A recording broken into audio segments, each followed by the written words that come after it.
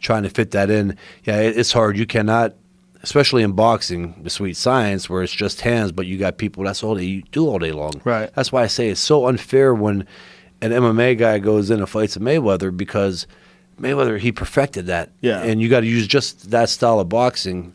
It's going to be almost impossible to beat a boxer, a world champion boxer. Did you watch the New Year's fight? That thing that he did with Tenshin Nasakawa? Yeah. Yeah. A lot of people think that was a fixed fight. I think that was a 120-pound fighter fighting the best ever. Yeah. I mean, it's just it wasn't a fixed fight. I don't know why people think it's a fixed fight. That guy fights at 126 pounds, I think. Yeah. I think that's his weight class. And you could definitely tell the size difference. Just like I could actually tell the size difference, though, when McGregor fought Floyd. You know, I think both of Floyd's legs equaled one of McGregor's. Yeah.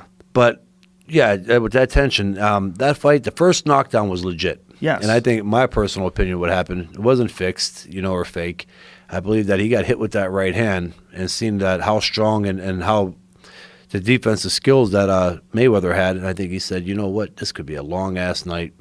And then the next couple punches, he just kind of like went down because he seen what could happen. He knew which way that fight was going. Really? Yeah. That's what you think? I do. The first knockdown Let's play that fight.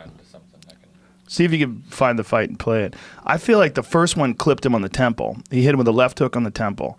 Hit him with a right hand, but then he hit him with a left hook. The right hand, and then he hit him afterwards as well as he's going down. But I think that left hand to the temple is what did the real damage. And then there was a big right hand afterwards that dropped him. I just think he was out of his league. Exactly. Way out of his league. Not that he took a dive, but almost to the point of like he knew that fight was not going any way the way that he thought it was. I mean, he was so smiley and relaxed. It was kind of funny. You know, he just sort of walked the dude down. He had a big old smile on his face. Like, look at him smiling. Mm-hmm. When was the last time you saw? And he's so much bigger than this kid. Right. Yeah, he's fighting like it's a joke. Like, look at him. He's so much bigger than this kid. What's really funny is if they let this kid kick, he would fuck Floyd up. Yeah. If they let him kick. But Floyd made it look so dominant. I didn't even know on that part. But then again, that kid, his kicks.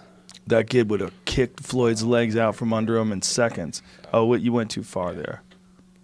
See, he got up right there, boom. See, he hit him with the left hook and he stumbled, and then he hit him with the right hand behind it. And I just think he's too little. He's a very small guy. And for him, I mean, and Floyd's not a big guy.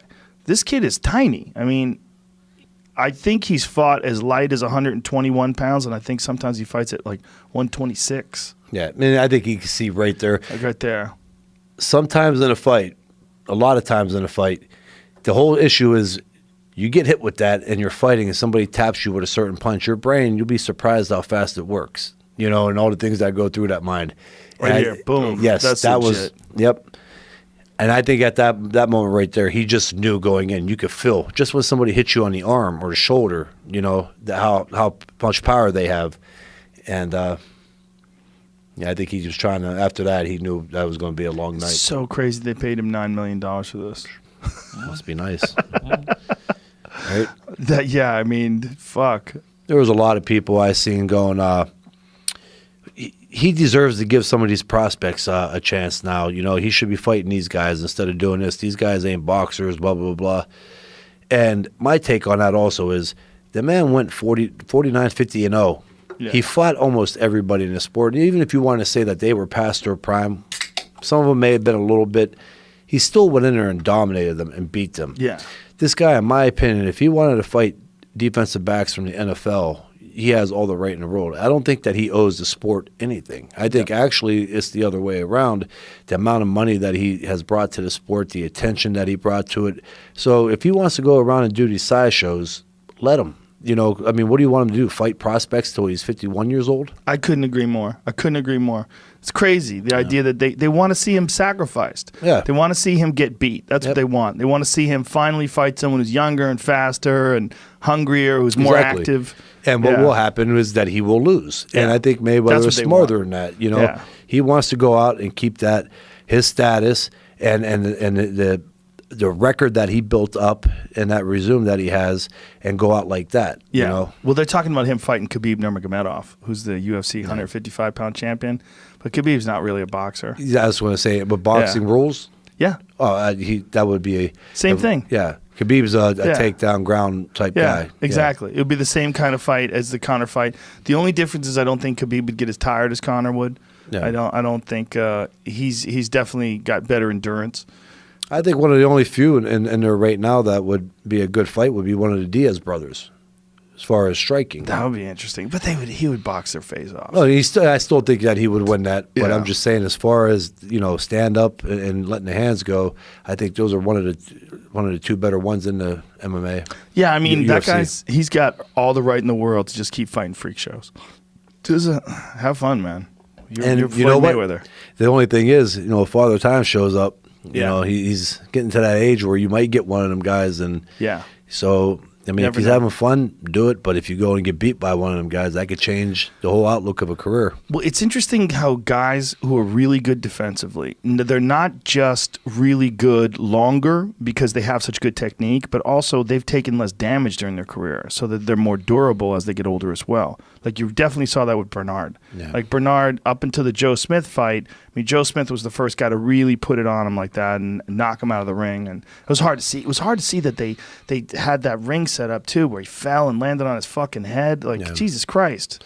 I don't know if it was so much the ring. I just think it was an awkward way that he went out of them ropes in the way, because he got hurt by that punch. Yeah. So the legs buckled, and when the legs buckle like that, I think it put him in that awkward position for him to slide out, his ass was headed out, and then he got clipped again and went right through. But, I mean, it just sucks that there's nothing to protect the fighters if they fall out like that. There's no padding. There's no tables, no nothing. Nothing to break your fall. No one there for it. You just got to hope one of the ringside judges or commentators are there to. That's crazy. And you got guys that are 80 years old trying to push a 200-pound man back in the ring. Yeah, they're not going to get clipped like that and wind up somebody falling on them. But Bernard was able to keep his skill very late in life. I mean, deep into his 40s, almost to 50 years old, was still world class, which is really crazy. That is. You got a handful of guys out there that could do that. And to be honest, but he kept himself in good shape in between fights. Yeah. And he did what he was supposed to do. And some guys, you get some guys out there. A good friend of mine, my trainer, Robert Garcia, retired at 29. A Youngstown guy, Mancini, retired young and came back a couple years later, but it was only for one fight. Who did Mancini come back against? Greg Haugen. Oh, that's right. That's right. I forgot about that fight. Yep. And some of them, some guys, they go in and do it, and it's fun, and then it becomes a career and job and financial security, the way a lot of fighters look at it. And then you get some guys like Floyd, Manny Pacquiao, Bernard Hopkins, who just love the sport, that much that they don't know anything else outside of it. So